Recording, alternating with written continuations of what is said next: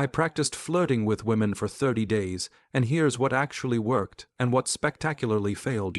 I've always been the guy who freezes up around attractive women, the guy who thinks of the perfect thing to say 3 hours later, the guy watching others effortlessly create connection and chemistry while I stand awkwardly in the corner wondering what secret handbook everyone else received at birth. So I decided to run an experiment, 30 days of deliberate flirting practice.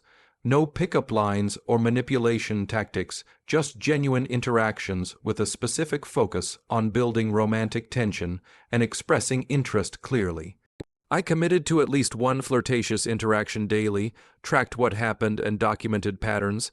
What followed was equal parts humbling, educational, and occasionally mortifying. But by day 30, something had fundamentally shifted in how I communicate with women I'm attracted to. Here's what I learned. Days 1-7, the awkward phase my first week was a masterclass in what not to do. In my head I sounded smooth. In reality, I was a human cringe compilation. Day 1, tried complimenting a barista on her earrings and somehow ended up in a 3-minute monologue about my aunt's jewelry collection. She looked genuinely concerned for my well-being. Day 4, attempted playful teasing with a woman at the gym. Called her form interesting during kettlebell swings. She thought I was a trainer about to correct her technique.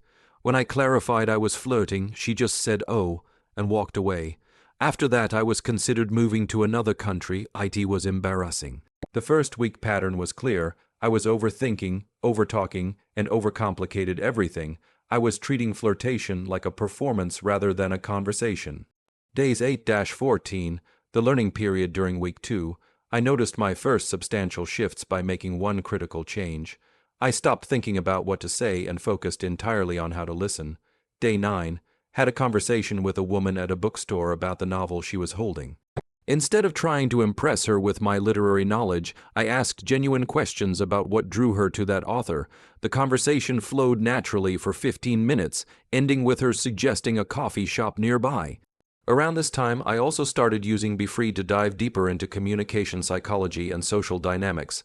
I'd customize 15-minute sessions on topics like active listening or nonverbal communication that I could absorb during my commute, then I would use that to talk with women I meet. Especially that one time where I used a principle from the book, How to Win Friends and Influence People. The virtual coach, Freedia, became surprisingly helpful when I'd ask specific questions like why do I overthink conversations, or request book recommendations on building genuine connections. Day 12, made eye contact with a woman at the farmer's market, smiled, then commented on the unique tomatoes she was selecting.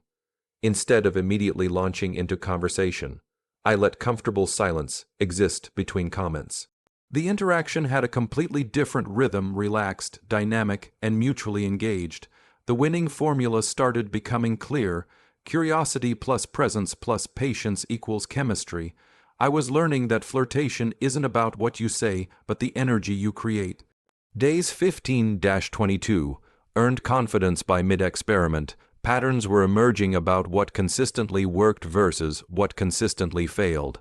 What consistently failed, anything that felt like a line or prepared statement complimenting physical appearance as an opener trying to demonstrate value or intelligence, any interaction where I was focused on the outcome rather than the moment what consistently worked. Genuine observations about something in our shared environment, playful but kind, banter that created emotional ping-pong light, brief touch at appropriate moments like a touch on the arm during laughter, comfortable silence with maintained eye contact. The biggest revelation came on day 19 at a friend's dinner party. I realized I was no longer practicing flirting. I was just connecting with people while allowing attraction to exist without hiding it. My friend later told me that a woman had asked about me after the party, something that had rarely happened before. Days 23-30, the outcome phase, the final week, brought a profound insight. Effective flirting isn't a separate communication mode, it's regular conversation with the volume turned up on certain elements. More precise eye contact, slightly more personal questions, more expressive reactions to the stories, more comfort with silence, more willingness to show vulnerability mixed with confidence. Day 26. Had lunch next to a woman at a cafe counter. Our conversation flowed from whether to travel to life philosophies without effort. When we eventually exchanged numbers, it felt like the natural next step rather than a nerve-wracking goal. What differed wasn't what I said, but how comfortable I was expressing authentic interest. Day 30, went to a social event and found myself flirting effortlessly with multiple women throughout the evening, not because I was trying to score, but because I developed a comfort with expressing attraction as part of normal human interaction. All those cringe moments became worth it. After 30 days, hundreds of interactions, and meticulous tracking of what worked and what didn't, here are the most valuable insights I gained. Intention is loud. Women can sense the difference between someone talking to them because they're generally interesting versus someone talking to them with an agenda. The interactions that went well were ones where I was genuinely curious rather than outcome focused. 2. Tension needs space early on. I'd fill every silence with more words.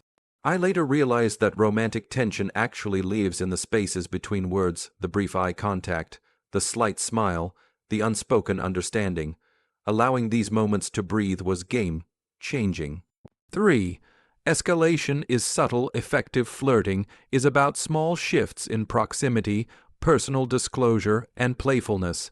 The most powerful connections happened through a series of micro-escalations that were almost imperceptible individually but significant collectively. 4. Rejection is information, not failure. Early rejections sent me into spirals of self-criticism. Later rejections simply became data points. Not everyone will be attracted to you, and that's valuable information that saves everyone's time. 5. Inner state trumps technique. The single biggest factor in successful interactions wasn't what I said, but how I felt saying it. On confident, grounded days, even mundane conversations developed chemistry. On insecure days, even my best material fell flat. Would I recommend this challenge? Absolutely, but with caveats. Just make sure to not quit after the first week, because it's the hardest to overcome, especially with self-criticism, but after that, it's a fun experience to have. We only live once after all. The true transformation wasn't becoming better at flirting, but becoming more comfortable with myself in romantic contexts. The awkwardness never completely disappears, and honestly, a little awkwardness can be endearing, but the fear around it does. When you stop seeing flirting as a performance and start seeing it as enhanced human connection, something clicks into place that changes not just your dating life, but your relationship with yourself. Has anyone else tried something similar? What did you learn about yourself in the process? Well, I realized women are also humans, lol, and that it's all a numbers game and it's all practice.